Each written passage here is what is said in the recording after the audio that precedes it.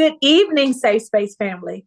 I am so glad and delighted that you have decided to join us this evening. I have an especially large smile on my face tonight. First of all, for you, those of you that have never came by Safe Space, I want to tell you a little bit about Safe Space. Safe Space is a place of teaching, primarily telling stories. It is a place of encouragement. It's a place of training. It's a place of exchanging ideas. I know that I heard from the Lord when I began Safe Space, and it has evolved over the 3 years. This is the 3-year anniversary this month. I am so grateful and thankful to you all for your support over these years. But God has evolved it, and even in my mind, explaining to me that I am truly to tell these stories.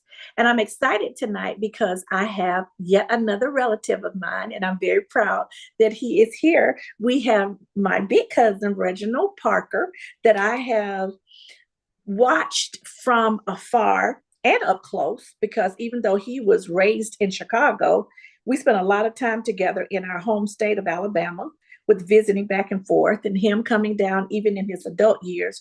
But he was always someone that I admired and knew that there was something there for me to grasp and learn from. Reginald's always been very serious with just the right touch of humor and grace and humility. And I knew that there was something that I could learn from him. And we would always come together, even as when I was much younger, and have these vigorous, exciting conversations. And I would always take something from him, learn something from him. Reginald has quite a resume, and I'm going to give it to you quickly. He is a distinguished consultant specializing in risk management, governance, and transformative compliance incentive. He holds a key leadership role, including Director of U.S. Specialty Compliance and Ethics for, would you like me to name your corporation? That's fine. With Walmart Corporation, where he supports healthcare programs, units, and leads various internal startup projects. Previously, he has been a director of ethics, compliance, a lot of big stuff, senior level stuff. He's on fundraising boards of the National Black Compliance Risk Management Professional. He's a certified compliance and ethics professional. We're going to skip to some of his education. I'm going to try to give you as much as I can. Basically, the guy knows his stuff, and he's been doing a lot of serious work for a very long time. 24 years of combined active and reserve service in the United States Air Force. He rose to the rank of lieutenant colonel, demonstrating leadership in complex and demanding environments. His educational resume is very impressive as well. He is a holder of, let's start up here with these degrees. I got to read them. Academic credentials include a Master's of Law in Intellectual Properties from the University of Illinois at Chicago, a Journals Doctorate from the Texas Southern University. He recently completed the Black program of Stanford University Graduate Schools of Business and earned an executive certificate in nonprofit leadership from Duke University. That's an abbreviated biography for Dr. Reginald Parker. However, to me, he is big cousin Reginald that I can call at any time when I have all types of law questions, and he's always so kind and patient.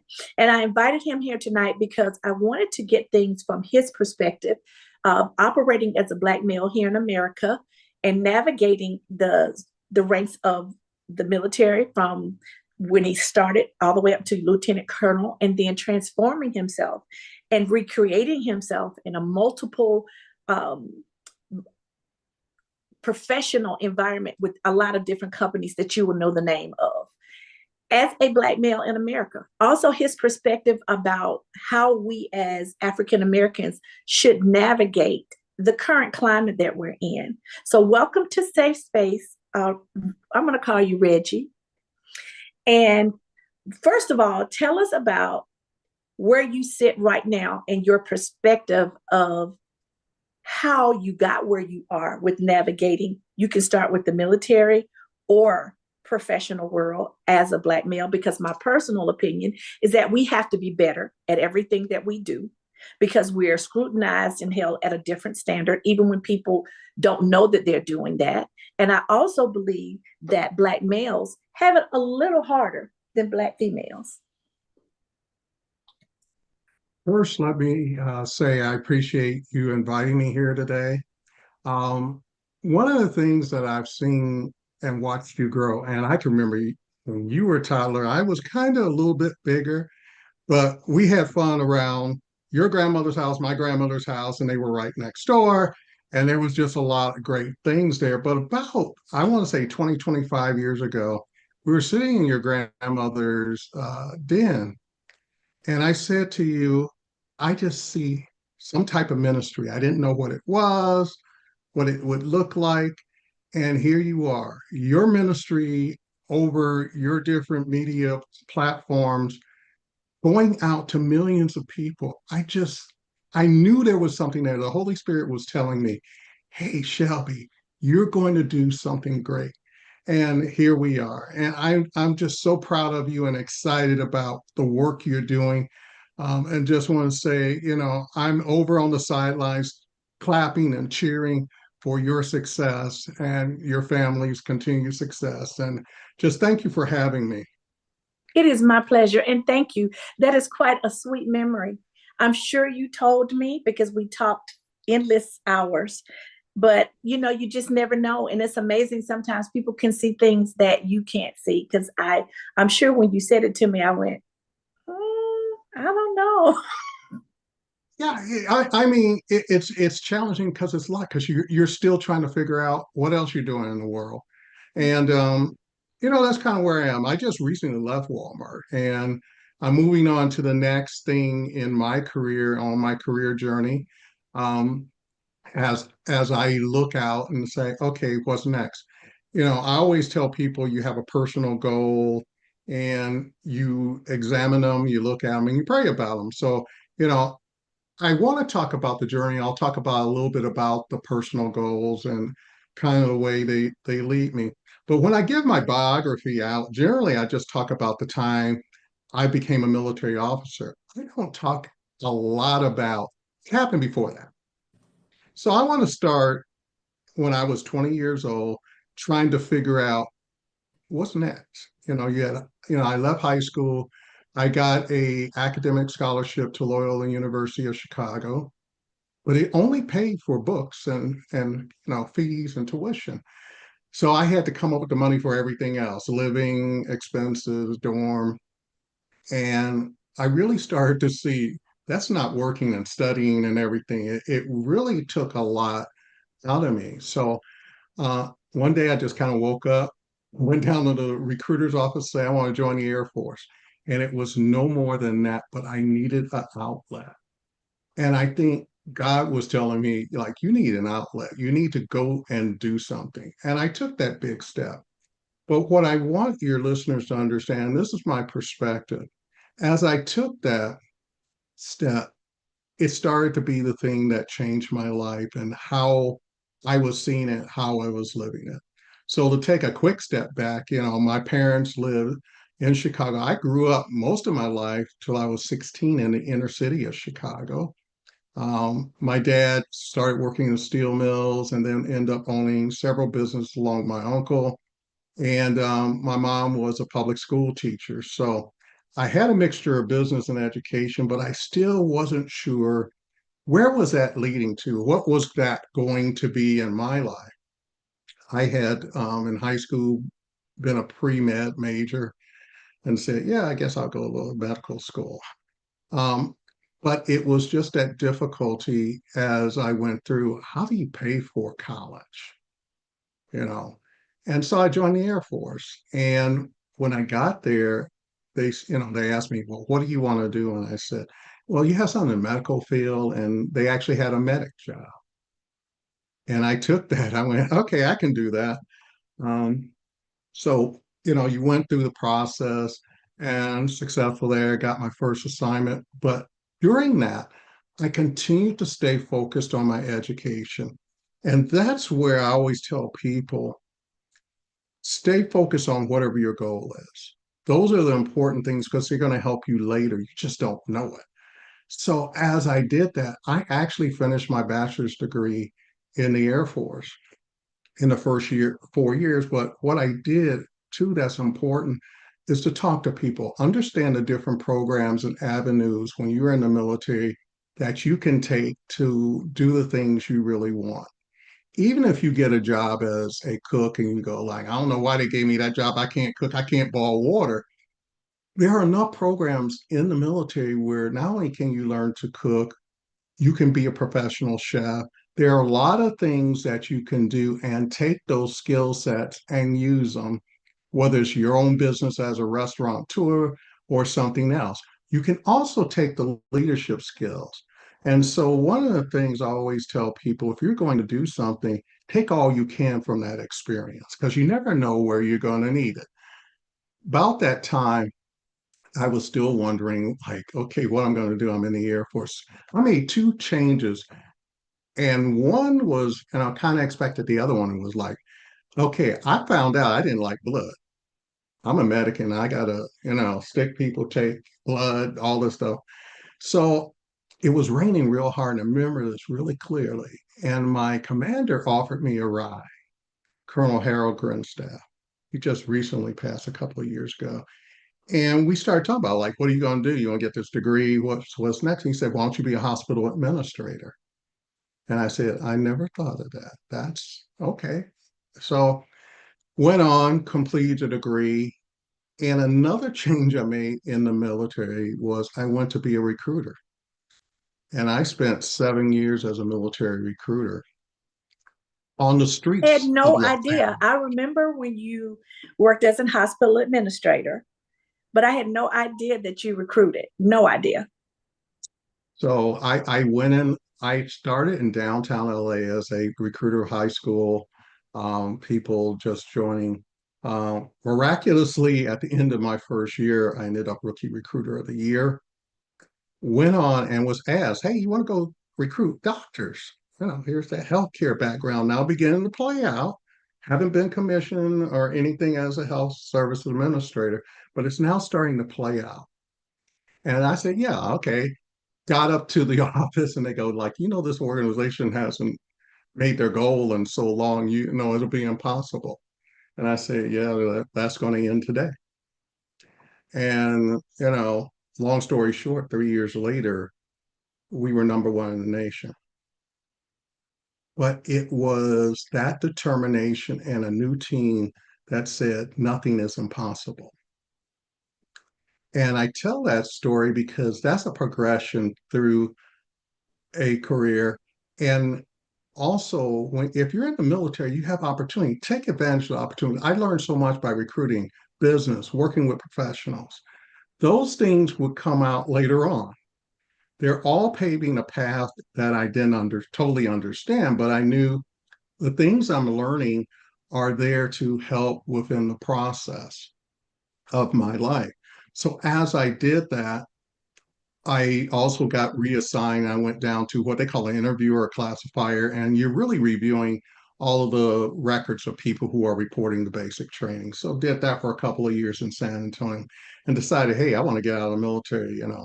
We were starting some wars in Iraq, and I said, what else do I want to do? And at that time, I had finished reading a book by Reginald Lewis, who had recently become the CEO of TLC, Beatrice. And, I think it's why should white guys have all the fun? And he talked about being an attorney and then going to corporate America. And I said, well, law school's not bad. I could do that. Okay, let me go and do that. So I applied, got in, and went to law school, enjoyed the experience, went and got my master's in it, and saw myself, hey, I'm going to, practice law. And an organization known as West Publishing came at me and said, hey, how would you like to go to California and represent us in Southern California with this business? And it wasn't Westlaw, if your audience is familiar with that, it was their other general business. And I go, California, Southern California, I can do that. No problem. And so I did, and they later transferred me to Jacksonville, Florida. Now, is that the And job you were telling me about that you wanted so badly? Because what you told me that I feel that is so important, listening to you, you have had a stellar career, but the obstacles that you met and the way you navigated them with listening to the Holy Spirit is something that I want you to. I know everything wasn't an obstacle, but I know everything wasn't peaches and cream either. And I want you to let our audience know how you navigated those times, those situations with the Holy Spirit, the way you explained it to me. Okay. So I was happy to get to Jacksonville, but a friend of mine took over this company, was leader of it, and it was a recruiting job, executive recruiter. And I said, yeah, I'm going to quit my job and I'm going to go down to Miami and I'm going to do this. Got there, and me and the leader clashed. And the process, and it was like, nah, I might have been a good recruiter in the military, but this ain't working for me. And, God said, like, I didn't tell you to go there in the first place. I put you where I wanted you. And I just felt that. I just felt it was the wrong place, the wrong job. The grass wasn't greener on the other side. So I left. But I think what the aim was always I wanted to be part of a Fortune 500 company and have that opportunity. And just so happened, I saw, here I am, looking for work, found a temporary, I call it a bridge job. So I was doing that. And there it was, Procter and Gamble. Let me apply to that. I got it and spent 12 years with Procter and Gamble doing a myriad of roles. One of which I love, it was government affairs, but the other one was to help build the compliance program. And because of that, when I was looking at Walmart, how I started to feel Walmart, and I got to say feel. I used to go into store shopping. I'm living by then with Procter and Gamble. I'm living in Raleigh, North Carolina. And every time I went to the store, I felt this impression like, this is where you need to be. And I'm going like, okay, yeah, whatever. And I kept pushing it off, pushing it off, pushing it off, pushing it off. And it kept coming back. This is where you need to be. And so I applied for a role with Walmart and I didn't get it. But they called me back and said, would you like this other role? The other role was to be Chief Ethics and Compliance Officer for the West Division, which entailed 1,300 stores, 315,000 associates, and working, in their, major operation. It was like, I never expected it, never saw it. God gave me more than I had ever wished for, both in that role and financially. And what I always say is everything along the way, the teachings, the learnings, those things started to play out as I work with senior leaders. When I was at P&G, I was, started out in Miami, ended up home office, working, my desk sat across from the president of global healthcare. The things I learned when I used to go in his office and have to present, particularly when I was working on government affairs. I was there to build the state program, working with our lobbyists on different issues, and really a lot of patient issues, seeing how we can get patients uh, lower cost medications and things like that. Service oriented things. And what I started to learn and identify myself, I really do like that type of work and the service work. As the compliance work came in, it really gave me an opportunity to better understand myself. So if I go back to my military years as an officer, when I became an officer while I was in law school, and that's when I became the healthcare administrator. But everything I learned as an officer, leading out presentations to colonels and generals, all those things kept adding up. And so it put me in a place where I could be successful in the number one Fortune 500 company. It was those learnings, it was those things that I had prayed about. And when things didn't go the right way, I had friends and mentors who said, think about it this way.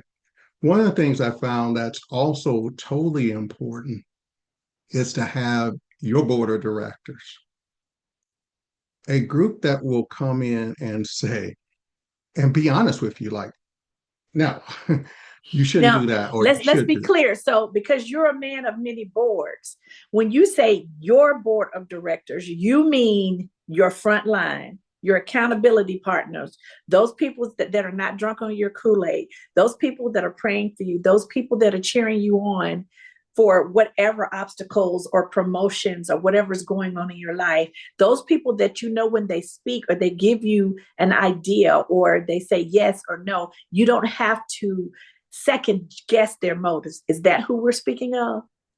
Exactly.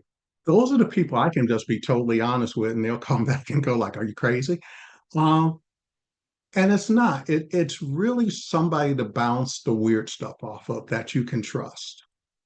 I mean, I think when you're in corporate America, a lot of things happen. You need mentors, you need sponsors, people who are going to go sell you to the leadership that doesn't know you.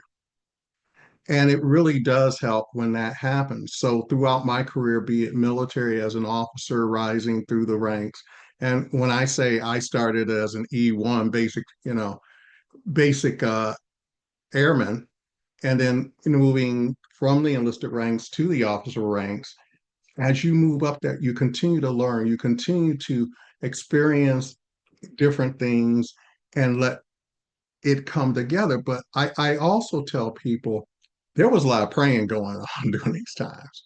You know, before we came on, we were talking about music and different things that I used to listen to that, just really, I think, is a part of my story.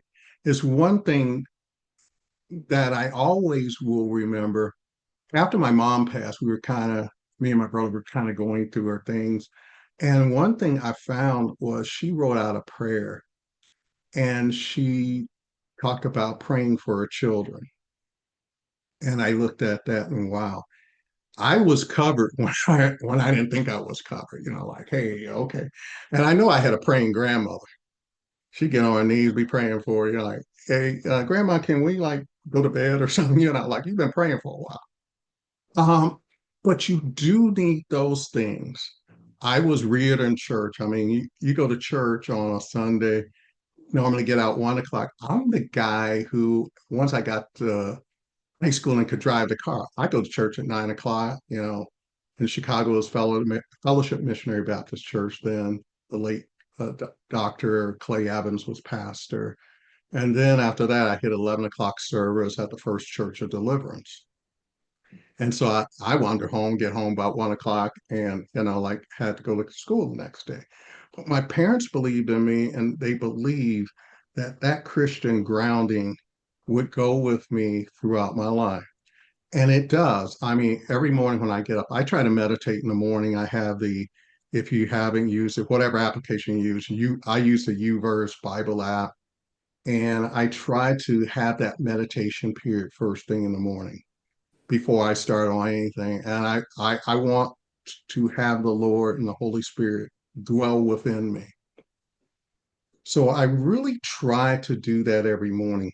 I think But that's how we were all raised in the foundation. I remember being at you all's home when I was about 6 or 7 there in Chicago. And I remember you going back to church as a teenager in the evening on Sundays when you were probably, you might have even graduated from high school at that point and been in the military. And you would have happened to be in Chicago when I was there, but you would go back to church in the evening. I think that's a part.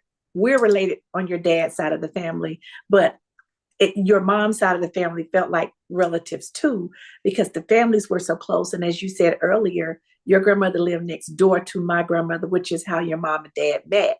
Your dad was my grandmother's younger brother. He was living with her and met your mom next door. So right, your other side of your family feels like my family as well. Your first cousins feel like my cousins, Benita, Sylvia, all of them. I mean, it's not a line there. with both sides of your family, with many of us.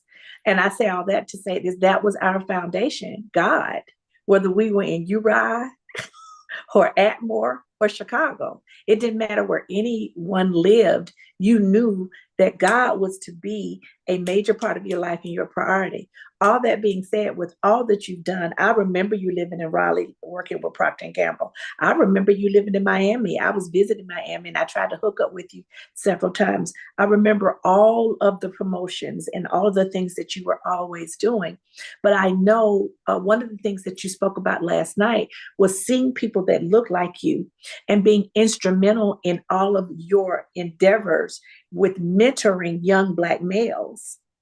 Tell us a little bit about that and how it incorporates in your journey with trying to teach them, educate them, because so often with your mom holding just below a doctorate degree, I think was her last degree, Right. you had the insight to a certain degree of knowing the importance of education. And even your dad's side of the family, any of them that wanted to be educated were. It was a choice. But so often in Black families from their generation, that was not the case. So often I meet people even now, especially when I was really heavily in real estate from '03 to '09, that were of my generation or younger that were first time homeowners. So we come from home ownership, but a lot of people don't. That's just one example of the things that people don't know, like the education, your mom being educated. You knew to go into the military and take advantage of those things. So many young kids today, even today, don't come from that solid foundation, whether it's God, education, or knowing how to take advantage of the things that may even be afforded to them through a high school counselor. They're lost. So they need mentors. So tell us about the mentoring organization that you began. Incorporate that in your story as well. Sure. Um, for me, when I was in high school, I went to high school counselor. There were a couple of things they didn't tell me. One, I could go to college. They really focus, hey, you can, do jobs. You can work for the Chicago Transit Authority. You could do this, you could do. First off, I wanted out of Chicago. It was cold. I was miserable. I still have these memories of being there and, waiting on the bus to go to school and my feet were freezing and I just wanted out. So the military provided that. But what I think I also learned is the importance at that time of education, that if I wanted to reach any goal, even though at that time I wasn't thinking corporate America, I was just thinking, hey, I just want to be able to get a job and make some money and kind of be successful for that. I knew within what was being said, what was being required, education was one of those fundamental things. I didn't think it needed to be as much as it is, but as I learned, I think it's important today is to never stop learning, never stop educating yourself. One of the things I'm doing now is I'm taking a course through Coursera, which is sponsored by the University of Michigan in AI, because I know it's important to understand AI, what it means, and how you use it in business, how you use it in your company. Walmart employees are using it. It saves time making slide presentations and other things and helping you analyze information. Just recently, last week, those who use LinkedIn are familiar with that platform. You know, the number one new skill set out there that people need to have is AI literacy. So it's being called out, it's being an important part of what you do. So for me, continuing education is important. When I went to the Stanford Black Leadership Program, it was the first one. It was during the pandemic, and what they were trying to do is ensure that Black men and women, particularly, had the education, the tools to function in corporate America, to build networks and to build those things. So just before the pandemic, in ethics and compliance, there was a females professional group of Black women, but there wasn't one for Black men. And I talked to the leader, I go like, what are we missing? And so I started a group like that. I had also previously led a resource group at Procter and Gamble in the Southeast.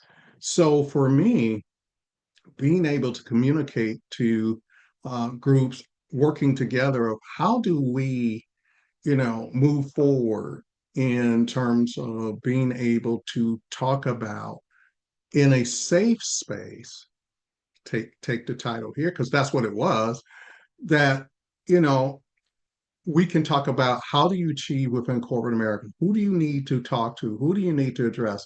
How do you build momentum to get to that promotion? So that was the idea behind them. And now, I think those people I individually mentor, came to me and say, "Hey, can we talk further?" I think it's important to give them a realistic lay of the land so that they can actually prepare themselves. I always tell people, if you're going to be successful on this, I don't care what color you are, who you are, you must bring value and you must be a problem solver. And if you're not bringing value to the business, you won't be there long. That's if you're in the military or wherever. You have to be that person that leaders depending on to help solve a problem. So for me, engaging doing that, was very important. I also had the opportunity to meet with the person who uh, was the founder of the um, Black Compliance and Risk Management Professionals, National Association of Black Compliance and Risk Management Professionals. And she was recruiting, for the board of directors. And I was one of the founding board of directors, but I thought it was an important opportunity. And again, this happened before George Floyd, that it was a place for people to go and learn about the fields of compliance and risk management and the opportunities in them. Because what we see in the school systems, nobody knows about it. You go in and go, okay, there's a good paying job over here. Why don't we see more people that look like us in those positions? And actually, last week we had our women's conference in New York. And, I'm not sure how many women there, maybe 100 or so plus, but they came out to learn, to fellowship, to network. Those things are important to me because that's what's going to help us achieve the next run. It's not going to be necessarily, hey, I'm going to go in here, I'm going to show them how great I am, and you're going to get the gig. It doesn't necessarily work that way. And I've seen people come into whether it's P&G or Walmart, and like, okay, you were here 5 minutes and now you're gone. It's not that easy. It's really building the network, building relationships, letting people know what value you bring so that you can do that. So I'm always out, telling people continue to stay, educated, know what's going on in your industry, know the people in your industry. Whether you attend industry meetings or something on YouTube, there are so many communications media out there that you can stay plugged in and help yourself network. Network on LinkedIn. Learn who are the people, the movers and shakers of your business, and you'll be successful that way. If you just sit and idly watch, it will pass you by, and you will be the person going, "Wow, I was here every day, and I don't know how they got promoted. They didn't do nothing. What did they do?" They worked at it. They had a plan. They had tools uh, to help them along the way. It wasn't just arbitrary. One of the things I put as a note to myself to remember to tell everybody, um, risk taking is good. If you look at my career, I changed jobs every 3 years. And some of them I didn't know what they were. Like, hey, you want to come over here and put up together a compliance program? Like, um, I guess so. I don't know. Let me give it a whirl. I never said no. And that came from the military. I tell people how I learned to take risk was in the military, part of the thing in basic training, you have to do KP. But they said, we need 2 volunteers. And this was on KP morning. I threw my hand up here. Okay, can't be no worse than washing dishes and slinging mops. And the first time we went out and the whole day we cleaned machine guns. By the way, machines clean machine guns. So you just put them in the rack, put them in the machine, and It's like doing dishes. And that was my day. It was cool. I got back to the dorm and like, you all sweating and, they laid out, passed out. And I'm going like, okay, you all had a hard day, didn't you? I volunteered the second time. They go, we're going to pick up litter. Now you're on a base that's sparkling clean. We're going to pick up litter. We drove around for hours doing nothing, went and ate in the main dining hall, just had a great day, came back, watched everybody else like you all laid out. I didn't mind volunteering, but I started to learn risk taking, taking those risks, doing things that others don't want to do, raising your hand. I had an opportunity as an officer to work for a Air Force think tank, right? It was just after 9/11. And it was a great opportunity because I got exposed to all sorts of things, all sorts of leaders and different opportunities. So things come together when you volunteer and do those things that you wouldn't normally do, but can take a risk. So Like I'm Shelby hearing happened. that you did not, you did a lot of networking. I'm also hearing that you didn't operate in the place of fear, Correct. of the I unknown. was fearful inside. So let me back up because in a way I did and I didn't. I'm an introvert. If anybody's done the Myers-Briggs, I'm actually an INTJ, which only 2% of the country and the world are.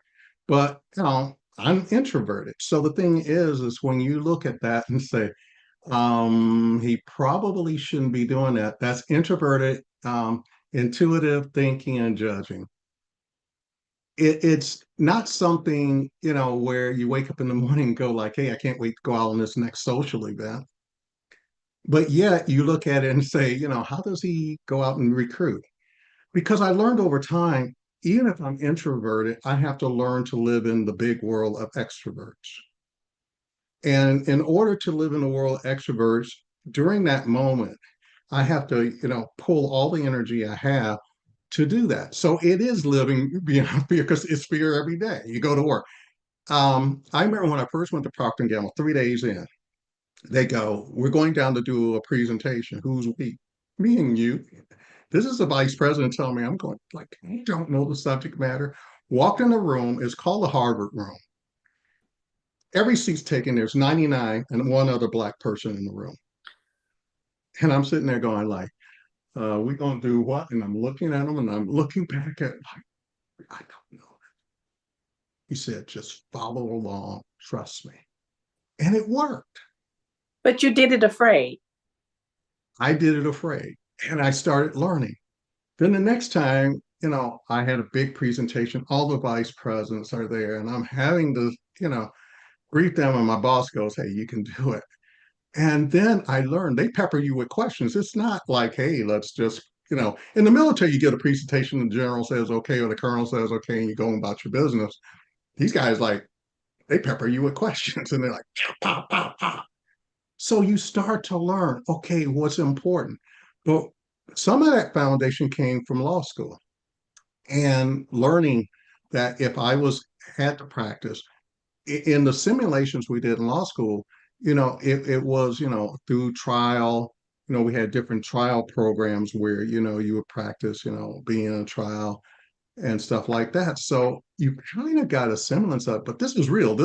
They're talking business, they're talking dollars, they're not sitting there and they want to know from a perspective as a government affairs person, what can we expect for this? So you start to learn to deliver that and you start to get comfortable with that.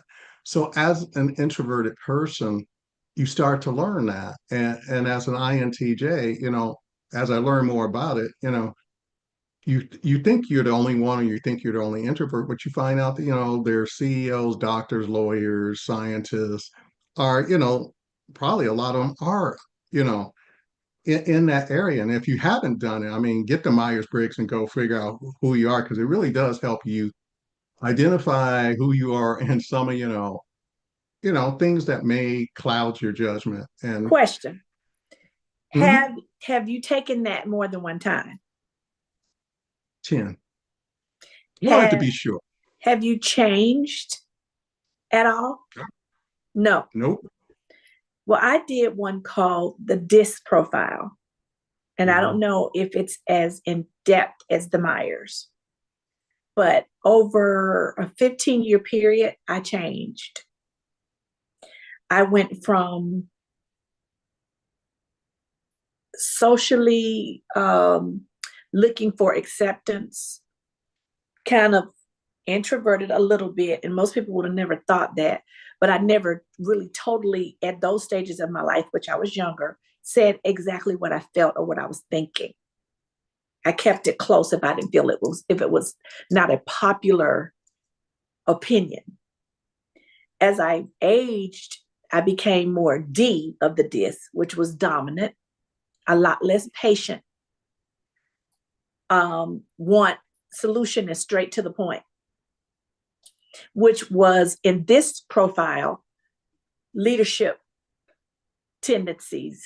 Nothing is absolute, but that's one of the ones that I've had like 3 times, and it changed over the years. And that's why I wondered if yours changed, especially with you growing in industry, growing in the military, wondering if some of your personality traits changed over time with the things that you were tasked to do and the level of responsibility that was placed upon you.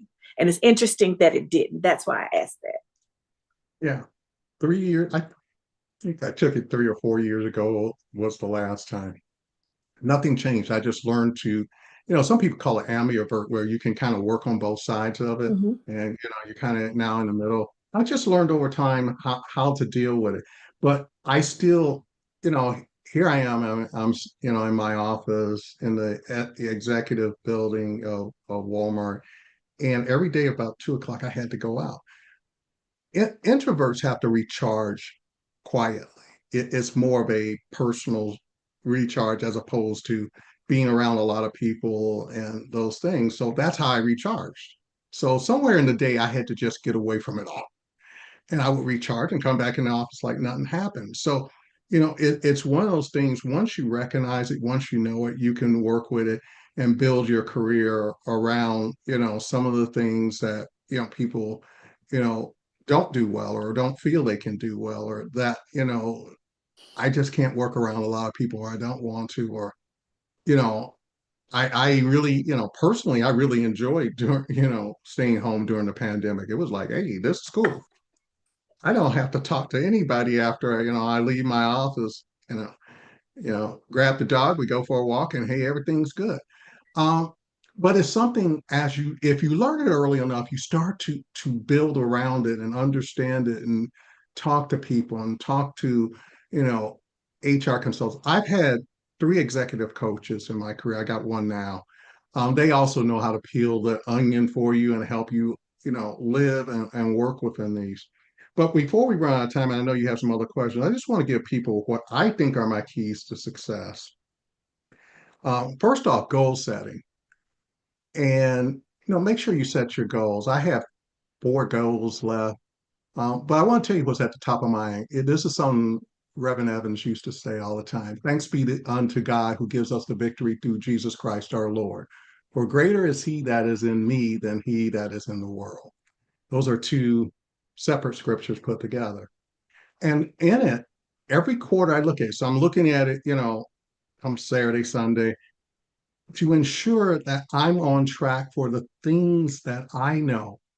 And I have the vision, of my goals, who am I? I'm a leader, a mentor, advisor. Who do you want to be? I want to, help people and, have a business that's successful. So, some of my next goals and challenges is to, have my own business as a consulting firm in compliance, to be on the board of directors of a public company. I think that's how change is really made. And we can talk about that further. Um, to write a book. And the next one on there, because I don't know which way it goes, is ministry. And where I see my ministry is no more than what I said to you that day. I've had a couple of more experiences. One quickly, I was in church and I just felt the Holy Spirit talking to me. I need to talk to this person. And I was in the balcony, they were on the main floor.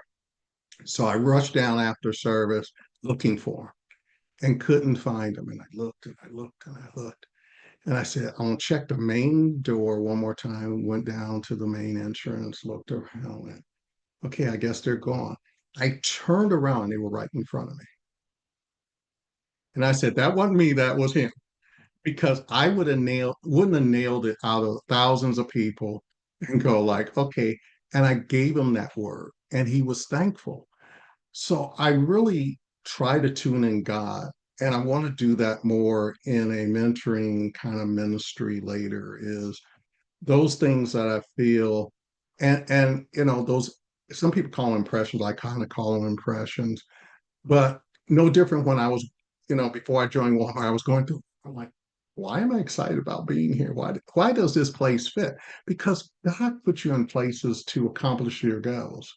So I learned so much about business at Walmart. Like, okay, now I can start my own company because I know everything. You need to do this, you need to do that, marketing, this. But what I really learned, all that stuff is garbage if you don't have the right customer experience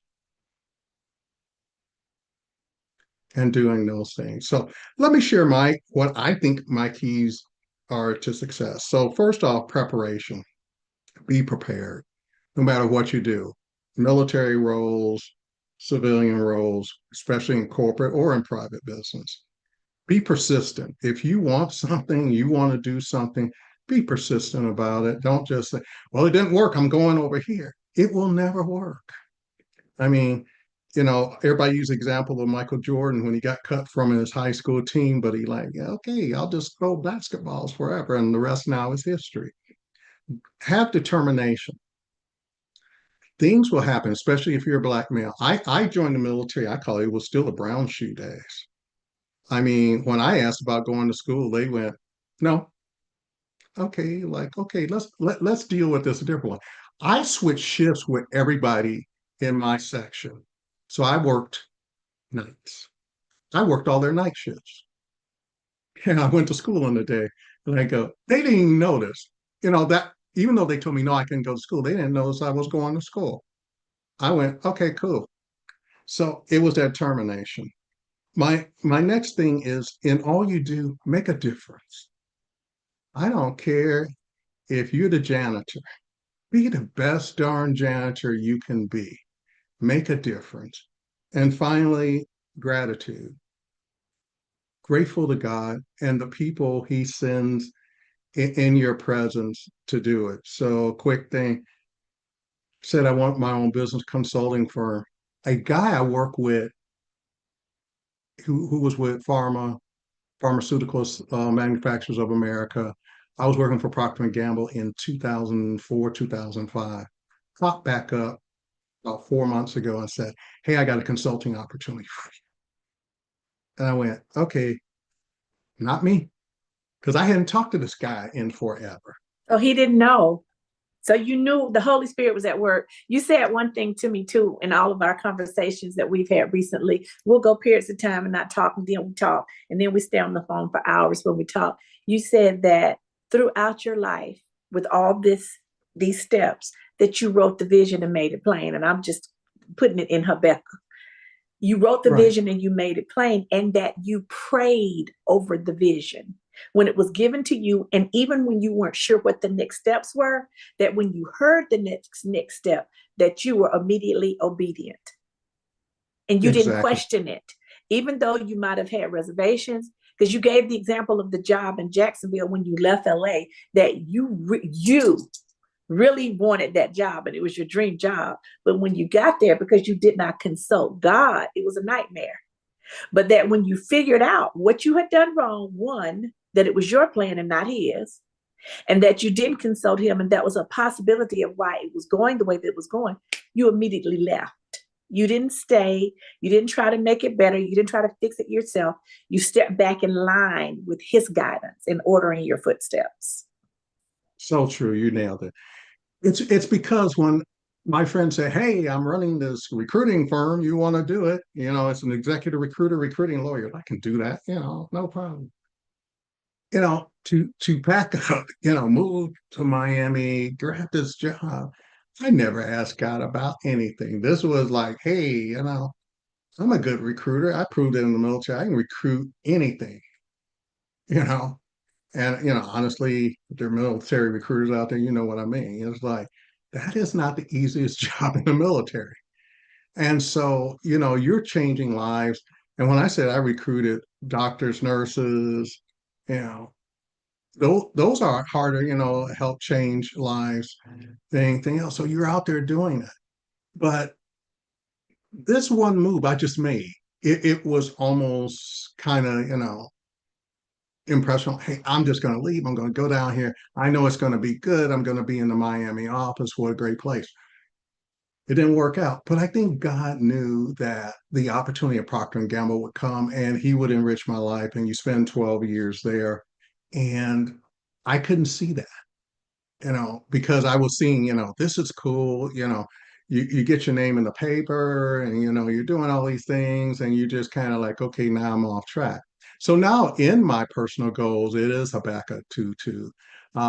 It's also Ephesians 3:20 and Hebrews 10:35-36. So, there's some scripture here so that I can remember, okay, he's in charge. I'm just kind of, following his footsteps because part of my meditation, what I see, and I tell people if you're going to meditate and have different things, as you read through your meditation, sometimes you see where, people are saying, God will do it in his timing.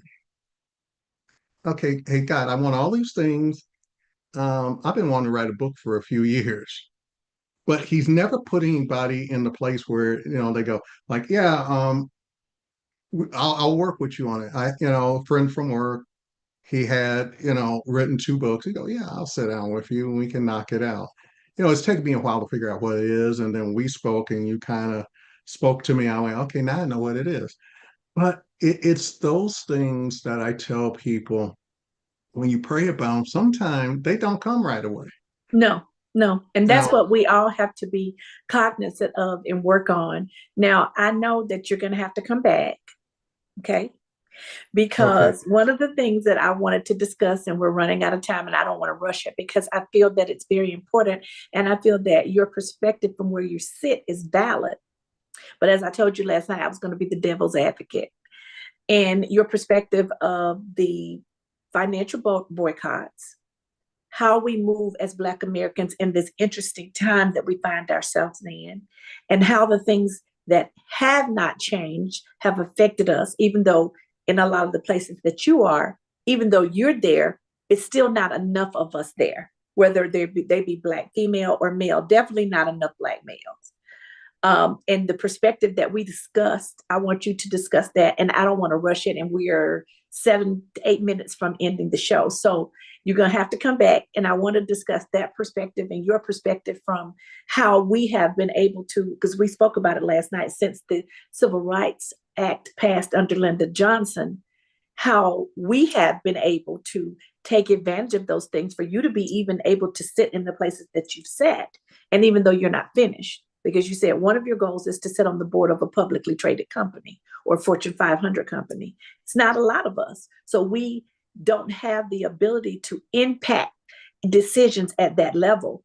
And with the current administration moving the way they are, we're going backwards in perspectives of that happening, opposed to going forward in some ways if they have their way. But we all know that God is in charge, and it's going to be interesting to see it play it out. But it's almost like, as we discussed last night, so many things we stopped pursuing once the Civil Rights Act passed. We just went into taking advantage of what had been worked for in the 50s, 60s, and all during the Civil Rights movement. But we didn't keep pushing for more and more and more and more just because we were let in. And I think that's one of the things that you talked about that you saw as a mistake, and the way that these financial boycotts are affecting people of color. I want you to talk about that are in the positions such as yourself and other positions. So I want to Let thank me, you. Go ahead. yeah, I can give me 3 minutes and I Go can ahead. probably the top line. I think boycotts are great and they're useful for certain things. In this case, it may or may not be helpful. And why I say may not. First off, last Wednesday, the Department of Justice and the U.S. Equal Employment Opportunity Commission came out with some, they call it technical assistance guidelines. One went to the company, but I want your audience to know there's one for the public, and it says what you should know about DEI related discrimination at work. So if you are being discriminated, there are guidelines. You just go type in EEOC, DEI, and you can get the information. But I think what has happened, first off, we now have guidelines. Corporations have guidelines on DEI. So even if it's the NAACP or some, religious organization or some organization that's protesting it. Now these corporations have to follow a set of guidelines. How those guidelines are interpreted, it's only been out there a week. I've seen a couple of law firms come out with their perspective. I haven't seen anything from the NAACP, but I think we're almost at a point where we just need to pause that and pump the brakes for just a moment as we take these new rules and really analyze what does that mean for DE&I. I think D&I was a wonderful period of time for helping people understand, about corporate America and having corporate America actually understand us as Black and people of color. It was that opportunity to exchange information. I think there was great learning. Now that's being in some ways decoupled, and I don't want to analyze the law because I think there are people more qualified than I to do that. So that's one piece. I think the other piece, as we do these boycotts, it can hurt people who did advance. So, for example, if I have a store, I have certain requirements in terms of sales and stuff. If you are not coming in because of some type of boycott, well, that's hurting my business and what I'm reporting to my managers and And you're leaders. speaking of like a African American Walmart store manager that's trying to be successful at the level of a store manager level, which is a big deal. That's something that we see more of now, but for many years you didn't see that. And it can be any facility, Target, whatever. Gotcha. They've advanced, but now we're sitting there and hurting them. So even if you look at the different chains, they're leaders of color all through the organization. So I think we are successfully moving people there. But now we have this, and you look at Target. I think foot traffic they lost since they announced their DEI about 7% of their traffic. Walmart about 0.4, and McDonald's about 2%. So are we helping or are we hurting the progress we made? I think the third thing is if you're invested in that, your 401k, your retirement, you're getting individual stock, and that's being driven down through the boycotts. And I was going to retire this summer. It's like, okay, now I might not be able to retire, or, whatever you're doing with those funds. So I think we have to look at it because it's different. When my parents did protests, it was generally a regional store or business. It was a local store business. So there was impact and it was just regional. Now we're taking organizations that are global. So I think as we look at the boycotts, we also need to factor in, while they're good, I think they'll allow for change, they bring attention to a situation, but we also have to look at some of what I say is the negative impact. And now that we have these rules, I think as we look at employer policies, DEI policies that were just released, we need to really understand what are employers being asked by the government to do. So there's a lot more to this than just we're going to go out here. Matter of fact, I heard somebody, say that, and where I got concerned was, oh yeah, we're supposed to boycott, Target. And I say, well, so why are you doing that? They couldn't tell me. They just heard it from somebody who told them that we need to do this, who somebody else, and nobody put the why behind it. So are we doing things without the why, without the understanding? So what I really would like to see is, as we take a short pause to understand these new guidelines, to ensure that we're not hurting individuals, businesses, or anything else there, and that we're truly working with them hand in hand to reach the diversity goals that I think are good for America. And I'll leave it at that for right now. I'm going to say two things to that. And then I want you to come back just to discuss that piece because that's a huge piece right now. One, most average Americans are not totally versed on what, first of all, DEI is. Mm. Secondly, they're not definitely not aware that there are new guidelines that have been released. That's where we need to begin working as far as educating. The second thing is what I said to you when we spoke about this. I'm going to be a little devil's advocate because I think that they do have an impact because African Americans, which you just conceded to, control a lot of dollars. And since integration, we have become major consumers. We even sold the mom and pop businesses that we held in our own communities to people from Asia that look like they come from the India side of Asia, they come from the China side of Asia, and they are taught because of the industry that I work in. I heard it directly from their mouths. You go to a predominantly African American community, preferably inner city, and you work for one told me that he owned a Dunkin' Donuts, a 24-hour location of Dunkin' Donuts in Chicago. And he was told if he worked 80 hours a week for 5 years, that he would never have to work again. And that was true. So we have become major consumers after integration. We have taken advantage of the things that the civil rights movement accomplished, but we have not maintained our own.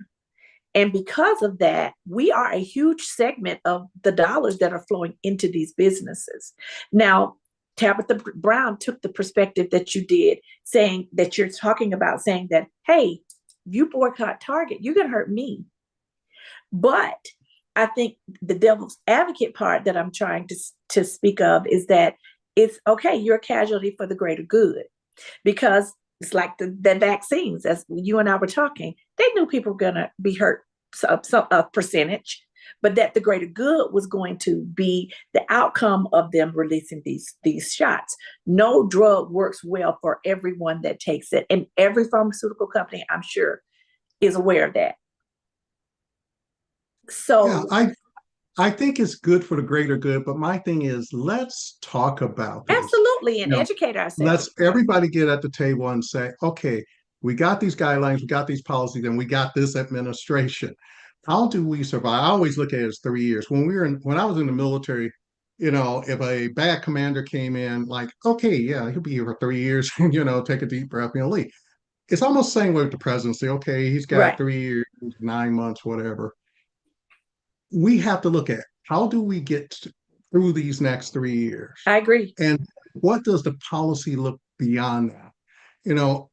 If we do it right, we talk about it, you can still have the same success. We got companies that will support, like Costco and others. They're there, they want to be supportive. I think people are supportive of it. But you kind of got to navigate what's come out of the Department of Justice, what's come out of the EEOC, and say, I agree. How do we navigate this world and continue to be successful and continue to make a difference? Because we can pound on these companies forever and add numbers to it, but if they can't do anything legally, if they can't take the risk, if their board's not going to go out there and say, yeah, we're going to take a risk and we're going to tell the administration to go stick it somewhere, I don't think that's going to happen directly that way. You're going to have some that are a little bit, they lean out a little bit and do a little bit more, and there are going to be some that are non-risk takers. From a compliance perspective, if I'm advising the company on this, I'm going to look at their risk tolerance and go, okay, based on your risk tolerance, we should do this. But it is going to be a challenge. It's something that needs to be looked at. I think,